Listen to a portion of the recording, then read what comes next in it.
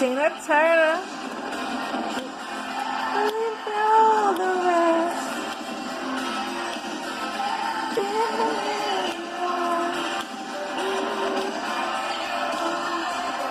Paris.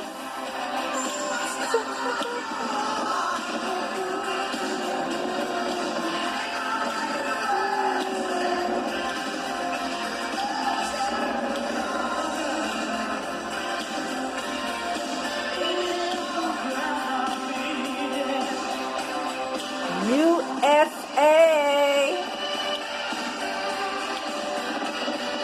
Woo!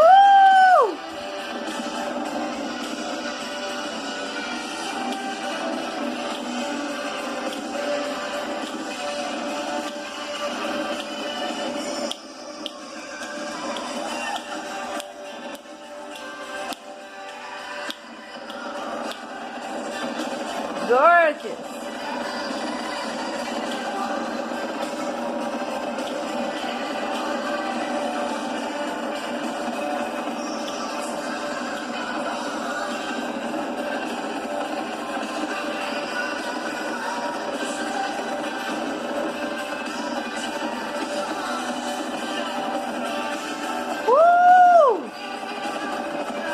Gorgeous.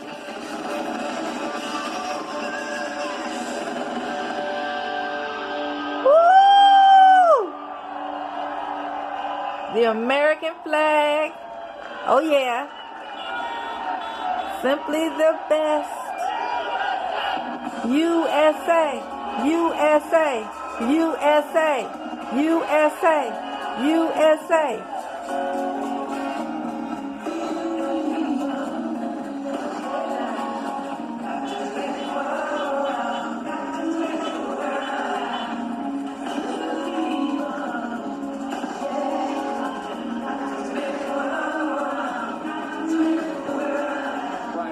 And Nicole Wallace here watching with you. No matter who you are, the following can be said. This is a factual and nonpartisan matter. That speech is how our presidents have spoken to us all of our adult lives. Joe Biden has now claimed the prize that is his, having received the most votes ever cast for presidential candidate. And amid a growing pile of evidence that a number of those voters also wish to reward him for his choice of vice president. Those voters also chose to vote against chaos. They chose to vote against a country that didn't remind them of the place they grew up in. Nicole Wallace, your reaction to what we're seeing? Oh, I had hoped you'd talk for 5 more minutes so I could pull my thoughts together. You know, I wrote down something Senator Harris, Vice President-elect Harris said. She said Joe Biden had the audacity to break a barrier and select a woman. And, you know, I think what you are saying is right. He was rewarded for a lifetime of service, a lifetime of making his public life about the country he serves. And I've worked for people who disagreed with Joe Biden on policy, but I've never met a person in all my years in politics who didn't think he had the country's interests in mind in everything he did and everything he does. And you cannot look at these two families and not see a starkly different picture than the current first family, and whether that's preferable or not is up for everyone else to make that assessment. But this is the Biden family, the Harris family. This is a real American moment, and it is a change. Again, as you said, not a partisan observation necessarily, but this is very, very different from what we have come accustomed to over the last 4 years. I am guessing Kamala Harris's nieces are about to break the internet in their own right. I think that's right. You know, I was so struck by how consistent Joe Biden has been in his call for unity. And I know there are skeptics in the Democratic Party and skeptics in the Republican Party about whether or not he can achieve that. But man, is he making that a priority? He said tonight, to all of you who voted for Donald Trump, I understand. I lost a couple times myself. He is managing to deploy his own losses, his own defeats, to try to win over the voters and the supporters of his opponent. He has a political skill set that really is not often on display on this stage of this size. And really, with what he is determined to do, unite this country, he has used every opportunity and every speech to make clear that that is his priority. There's the ticket and then some. Big party tonight in Wilmington, Delaware. We've determined that the sky display that wrote out Biden and President-elect and 46 and USA was drones that are programmable, in addition to the fireworks display visible from space.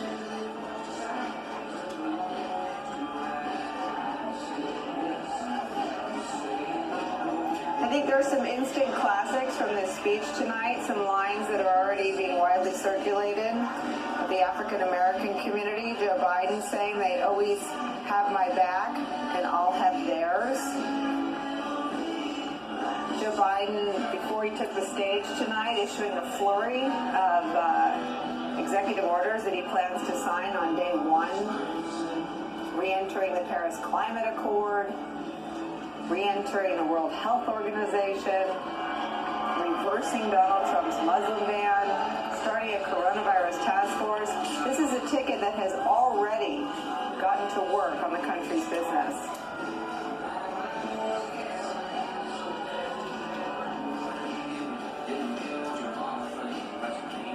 Nicole, let me bring in a special guest by way of repeating some of our most recent history. It was back on the 26th of February. The coronavirus was just starting to crash down around our country. South Carolina Democratic Congressman James Clyburn gave Joe Biden not just his political endorsement, but what may end up truly being the most consequential. You're watching history in the modern history of our presidential politics, because not only did it deliver South Carolina, it single-handedly jump-started the Biden campaign. And Nicole, you'll remember, it started the western and northern growth of that blue wall through the primaries, which has led its ultimate conclusion to the defeat of an incumbent president. So we are pleased to have with us as our initial guest in this hour tonight, South Carolina Democratic Congressman James Clyburn. And Congressman, I have to ask you your response, your reaction to your friend claiming this prize. Well, thank you very much for having me and allowing me to be a part of your reporting on this fantastic evening. We're just looking at a ticket that is going to be historical in so many ways.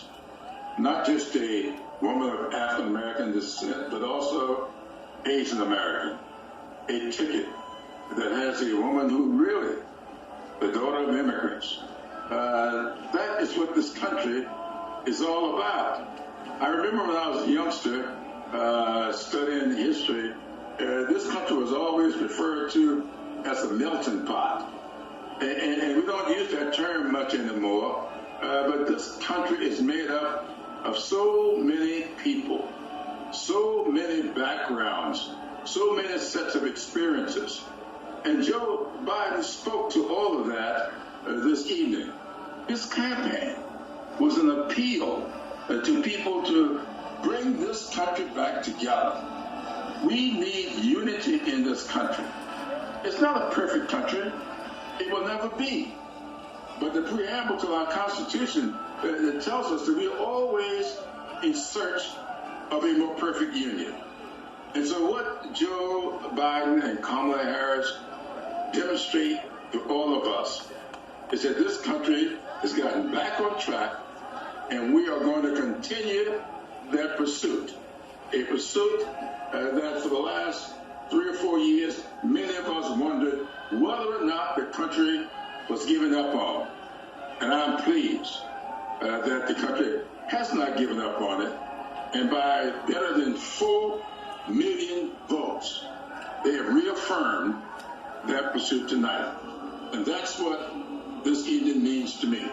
I just cannot tell you how pleased I am to see Joe and Kamala, their families, and the people who believe in this country come together like this to deliver a momentous victory.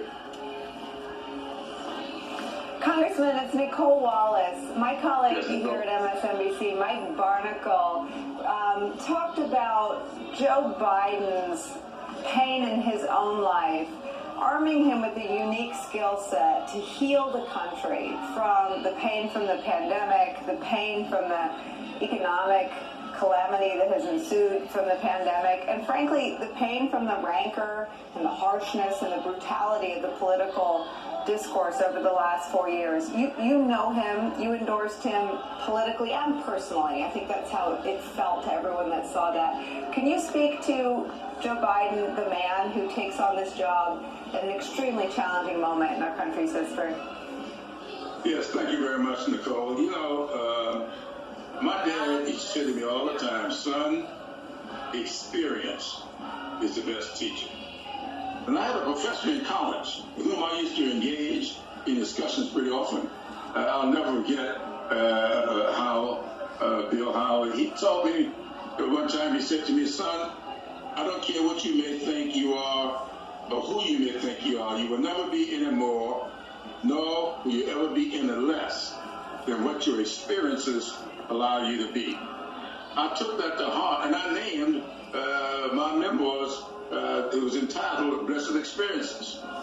Joe brings to the office of the presidency a set of experiences unlike anyone has ever had before him. On the day, and I understand that today is the 38th anniversary of his having been elected to the United States Senate. On this day, 38 years ago, right after he got elected, Joe Biden experienced one of the worst losses anybody could have. To have your wife and your daughter killed in a car crash, have your 2 sons nearly killed. He weathered that storm. He learned how to overcome that kind of hardship. To grow up stuttering all of your life and overcoming that. To have 2 aneurysms and reviving and coming back from that. And experiencing the loss of a son. He has learned how to empathize with people. So as he campaigned around this country, he, time and time again, he would demonstrate that empathy. Bringing that into the office at the time that the country is so divided, at a time when a lot of people have given up, wondering whether or not they will ever be able to find their place in this country and in that society. Joe Biden is an example of the fact that you can't. He lost 2 times running for the presidency. The 3rd time may have been the charm, but I do believe that he learned a lot from those losses. And to be successful at this particular juncture allows him to be able to reach out to so many people and be an example of how you can overcome these kinds of devastating disappointments. Congressman, a final question from me, and that is this. Fate delivered to your caucus 2 terrible blows during the Trump era, and that's the loss of Elijah Cummings and John Lewis. What is it you can pledge to the memory of your 2 friends, those 2 men, tonight? Well, thank you for mentioning them. I almost mentioned John Lewis earlier. John Lewis and I met in October 1960. We were both founding members of the Student Nonviolent Coordinating Committee that became known as SNCC. John and I became fast friends, and we remained so for over 60 years. He was just an incredible human being. I used to tell people all the time, a lot of us adopted the tactic of nonviolence. John Lewis internalized it. He lived it.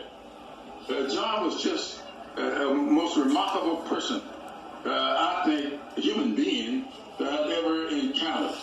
And then Elijah Cummings, you may know Elijah's roots, or in Clarendon County, South Carolina. Many members of his family were a part of Brown v. Board of Education, which at the time was Briggs v. Elliott. And Elijah and I used to talk about it all the time. And when he got elected to Congress, I had a big homecoming for Elijah. Brought him back to Mount Zero Baptist Church, where his grandfather was a member. And these two guys meant so much to me. I used to sit on the floor and talk to them all the time. And when Elijah passed away, it was just, John and I, our relationship was great. But Elijah and I used to talk about our roots in Clarendon County and Sumter County, South Carolina, and how that had personalized our relationships. But so on a personal basis, I was very close to Elijah. And when I spoke at his service there in the Capitol, I talked about that because we were both what we call PKs, preacher's kids. And so we had the challenge of growing up with the obstacles of being a preacher's kid. So he and I were very, very close. And to serve with these two guys in the United States Congress was just a remarkable experience. And I want to say this about John.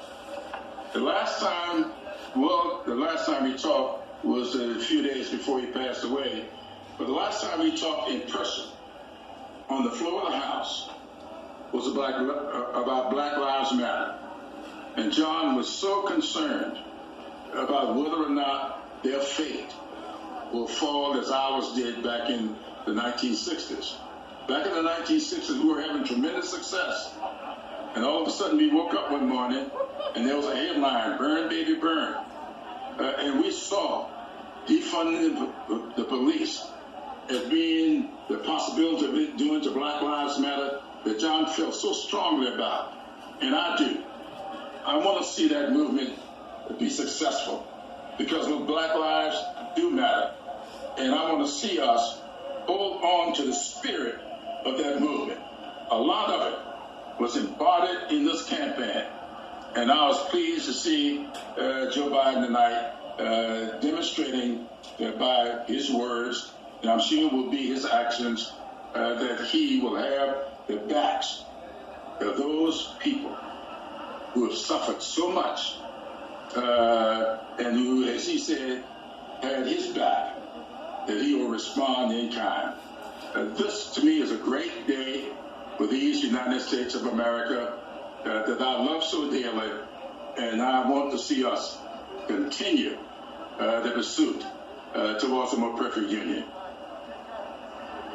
Congressman Clyburn, thank you very much for adding your voice, for taking our questions, and I hope for the next Clyburn family fish fry, the pandemic cooperates and you're able to have a good old-fashioned South Carolina get-together.